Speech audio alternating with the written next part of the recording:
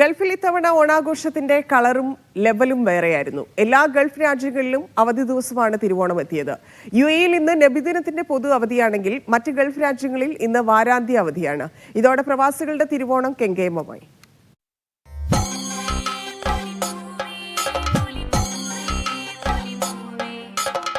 നാടിന് വെല്ലുന്ന ഓണാഘോഷ പരിപാടികളാണ് ഗൾഫിലെങ്ങും.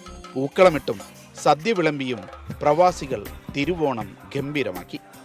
എങ്ങനെയുണ്ട് സദ്യ? എങ്ങനെയുണ്ട് ആഘോഷമൊക്കെ? സൂപ്പർ ആയിട്ടുണ്ട്. നാട്ടിലൊരു അന്തരീക്ഷം കിട്ടുന്നുണ്ടോ? എങ്ങനെയുണ്ട് ഇവിടുത്തെ ഓണാഘോഷം? അടിപൊളിയാണ്. സദ്യ എങ്ങനെയുണ്ട്? സദ്യ എങ്ങനെയുണ്ട്? സൂപ്പർ. ഓണ ദിവസം ദുബായ് നഗരത്തിന്റെ പലയിടത്തും പതിവില്ലാത്ത വിധം മുണ്ടുടുത്തവരും സെറ്റ് സാരി ചുറ്റിയവരും നിറയും. ഗൾഫിൽ മുണ്ടിന്റെ കൂടി ആഘോഷമാണ് ഓണം.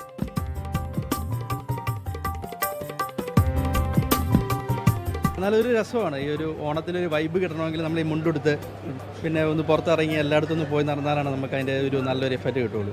ആദ്യം വന്നപ്പോൾ ആരും മുണ്ടെടുത്തിട്ടില്ല, അപ്പോൾ ഒരു ടെൻഷൻ ഉണ്ടായിരുന്ന ഒറ്റയ്ക്കാണോ എന്ന്. പിന്നെ ഇതിൻ്റെ അകത്ത് കയറിയപ്പോൾ ഒരുപാട് ആൾക്കാർ മുണ്ടെടുത്തിട്ടുണ്ട്.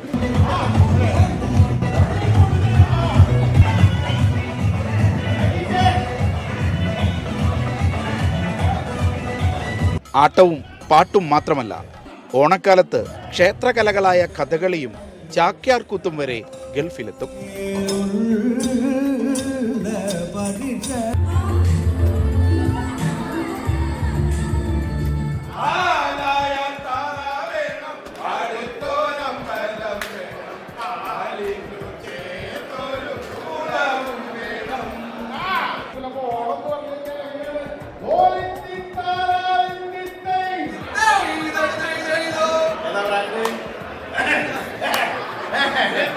ഓർമ്മകളിൽ ഊഞ്ഞാലാടാൻ ഓണ ഊഞ്ഞാൽ വരെ ഒരുക്കിയാണ് ദുബൈയിലെ ഹോട്ടലുകൾ ആഘോഷത്തെ വരവേറ്റത്.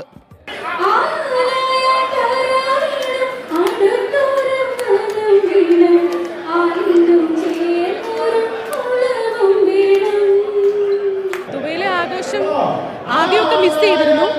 പിന്നെ ദുബൈയിലെ ആഘോഷം അങ്ങ് കളറായി. അപ്പോൾ നാട്ടിലെ ആഘോഷങ്ങളൊന്നും നമ്മളിപ്പോൾ മിസ് ചെയ്യാറില്ല. ശരിക്കും ഡിസംബർ വരെ നീണ്ടു നിൽക്കുന്ന ആഘോഷമാണല്ലോ ഇപ്പോൾ.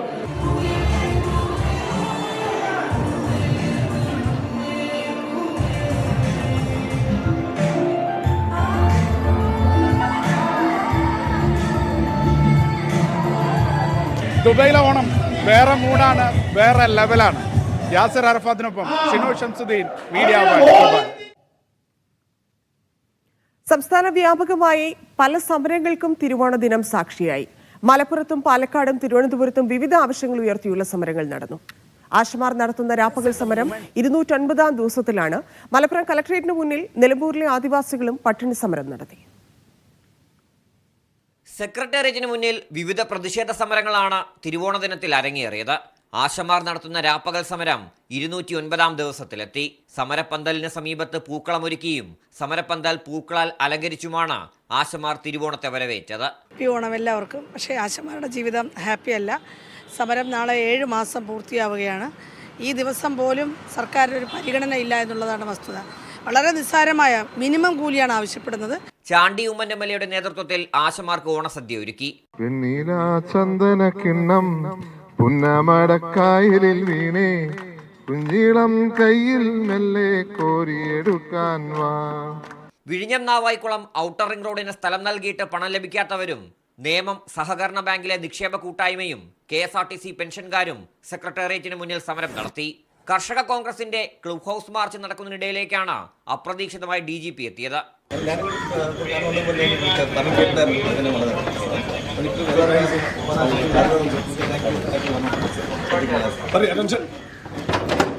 സർക്കാർ സംഭരിച്ച നെല്ലിന്റെ വില നൽകാത്തതിൽ പ്രതിഷേധിച്ചിട്ടുള്ള പട്ടിണി സമരത്തിന്റെ ഭാഗമായാണ് കർഷക കോൺഗ്രസ് മുഖ്യമന്ത്രിയുടെ ഔദ്യോഗിക വസതിയിലേക്ക് മാർച്ച് നടത്തിയത്. കോൺഗ്രസ് നേതാവ് MM ഹസൻ മാർച്ച് ഉദ്ഘാടനം ചെയ്തു.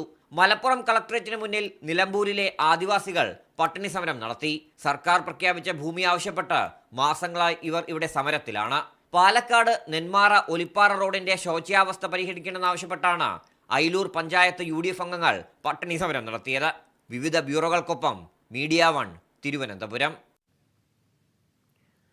ഇന്ത്യയും റഷ്യയും പരിഹസിച്ച US പ്രസിഡന്റ് ഡൊണാൾഡ് ട്രംപ് ഇരു രാജ്യങ്ങളും ഇരുണ്ട ചൈനയുടെ പക്ഷത്തേക്ക് മാറിയെന്നും 3 രാജ്യങ്ങൾക്കും സമൃദ്ധി ഉണ്ടാകട്ടെ എന്നുമാണ് ട്രംപിന്റെ പരിഹാസം.